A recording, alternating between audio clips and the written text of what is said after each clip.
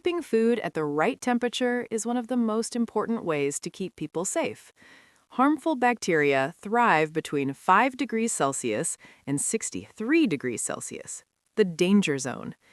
Food must be stored at 5 degrees Celsius or below to slow bacterial growth, and hot cooked food must be held at 63 degrees Celsius or above to stay safe.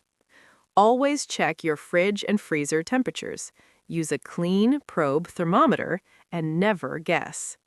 When cooking, make sure the center of the food reaches the correct temperature every time, not just the surface. And when chilling leftovers, cool them quickly by dividing into smaller portions before refrigerating. Temperature control isn't picky. It saves lives. Master it, and you're protecting every customer you serve.